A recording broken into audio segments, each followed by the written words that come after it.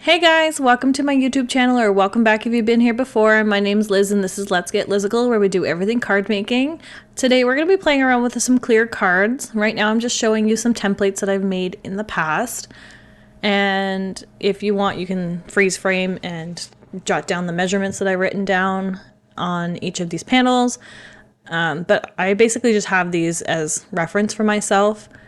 And today we're going to be using the one where I just do a couple strips on the bottom. The outside one's a little bit shorter than the one in the background.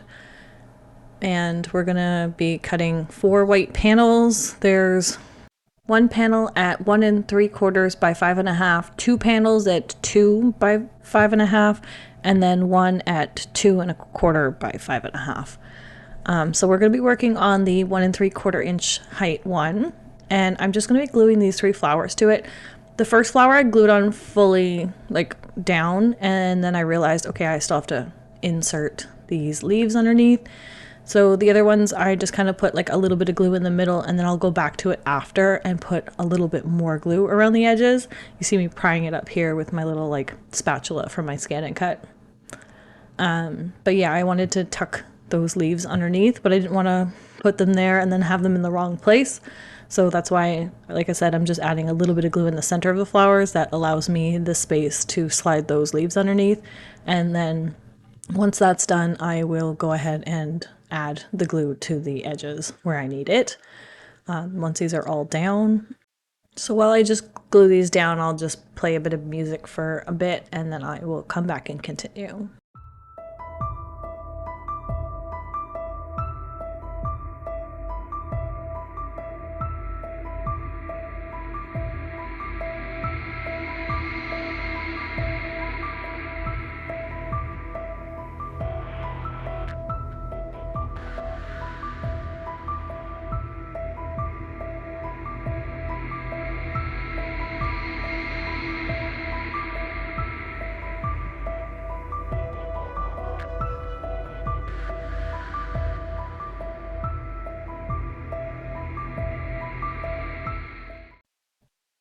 So once that's done, we're just going to cut off the excess. I did save these leaf pieces for future projects. I do have more of these ink blended flowers that I have set aside for other Mother's Day cards. This is a Mother's Day card, by the way. I need a bunch for a market that's coming up, so I decided to make this a Mother's Day card. But I also decided that I was going to color in the white area at the bottom underneath the tips of the petals there in a similar green color, just because I didn't want that white showing. So I just went through my markers and picked out a color that somewhat matched I think it's sage color from Simon's Positively Saturated inks. And then I got a little bit on the white borders of the die cuts, so I just fixed that up a bit. But now I'm gonna add the panels to the card. So this is a regular 4 1/4 by 5.5 inch card.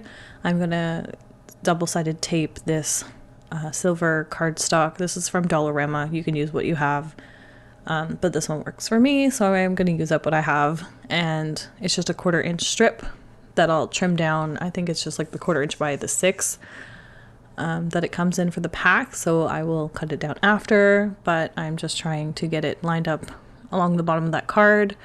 And then we'll put the flowers on top of that once this is trimmed down. And then this flower panel, I'm going to double-sided tape and glue it on. Again, I think the double-sided tape does dry out over time. My templates, I had to re-tape a couple of them. It is thinner, cheaper cardstock that I used for those templates, though.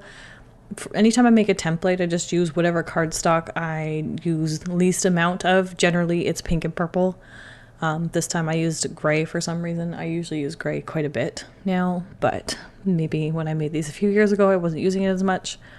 But it is just the 65-pound Michael's Recollection cardstock, so you can get it in a pack fairly cheap. But here I am. I'm going to glue the inside piece. This is the 2-inch wide piece, and I'm basically just gluing this on the inside so that it covers up all that glue there. And then I'm going to do the same for the back, but instead of putting that silver strip along the bottom, I'm going to put it along the top, and then that will just allow it to kind of peep up around those flower petals at the top. You won't fully see it from the front, but you still get that little bit of shine and shimmer, which was fun. Normally you might do that on the front of the card, put like a strip of the silver at the top and the bottom, but I thought I would be a little bit different and do it at the top on the inside. And I'm actually gonna whip out my Misty for this. It's just a little bit easier. It's a little hard when you're working with clear acetate to see where your edges are, especially when I'm filming, because I don't want my head over the project the whole time, just so you guys can see what I'm doing. So I just use my Misty to butt it up against the edges. You could use a scoreboard as well, but this was just handy for me. And then I'm gonna add that strip at the top there, trim it down after.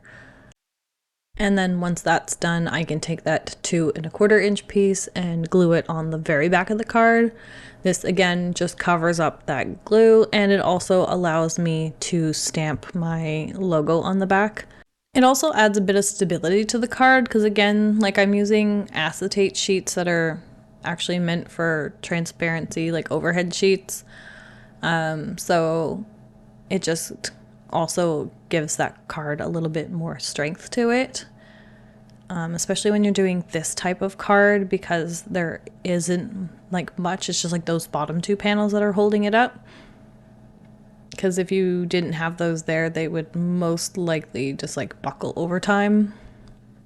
So yeah, this is the card almost done. I am going to add some gems to it after, some clear ones, but I'm trying to now wipe away any dust, dirt, fingerprints.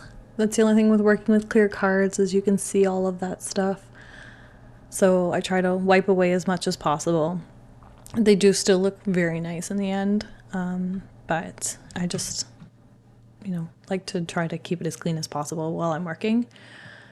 And now, oh yeah, I'm gonna add the Happy Mother's Day sentiment. This is from Mama Elephant's, I think it's called Occasional Labels, and it's just like little block strips with text in it.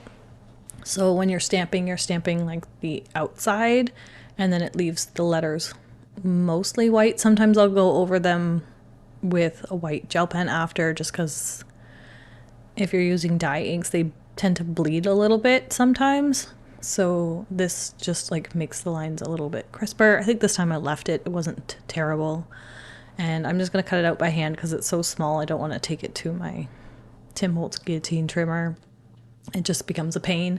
And this is much quicker. And because it's so small, it's pretty easy to cut like a straight line around it. And I'm probably going to, I'm going to add another strip just for a little bit more stability and thickness to it, and then I'm just going to glue it straight down to the card. I should have added a little extra layer to that right side where the blue is, just because the yellow flower is on top of it, so it kind of adds a bit of a dip. That's the only thing I wish I could change about this card. It's not terrible, it's not noticeable, it's only noticeable to me and now you guys, but it's just personal preference. Like I should have added an extra layer in there, but it still looks good. And I like that it's black with the white text because it just helps it pop, especially against like that bright yellow flower, which I love as a pop of color. I actually end up pairing this with a yellow envelope as well, just to help bring that color. I think this is a nice, bright, very spring Mother's Day card, and it's pretty beautiful. And you do still have a bit of room for your message on the inside with that 2-inch strip that we have, and it'll be fully covered by the flowers that are on the front, so no worries there. So here I am, I'm going to place all of my gems. I was going to put some on the flowers. I play around with it as always. I always play around with gems and sequins for a really long time because I'm very particular about placement. And I have to look at it and be like, move it around and be like, no, this is okay, this is not, go back to this, I don't know, let's just do 3, which is what I did on the other card. I'm gonna show another card that I did before this one after, just as like a bonus card. I'm not gonna show you how to do it, but it will be there. I'm gonna flash it and show photos at the end. But I played around with that one for quite a while off camera, especially with the gems. I ended up just putting 3 on it. And then I'm gluing them down with glossy accents. I think I saw this on Amy R's video, and it just makes it so that, you know, it's a little bit more clear on the clear acetate than a matte glue would be, because if it's matte, it's going to be not shiny. But that's pretty much it for our card for today. I'm going to show the other one in a second. Let me know if you want to see a video for the second card. I can plan to add that into something later in the year, maybe even for a Christmas card would be fun. But let me know down in the comments. Please give this video a thumbs up if you liked it. Comment down below and let me know your thoughts. Subscribe to my channel if you haven't already subscribed, and I'll see you guys next time. Thanks. Bye.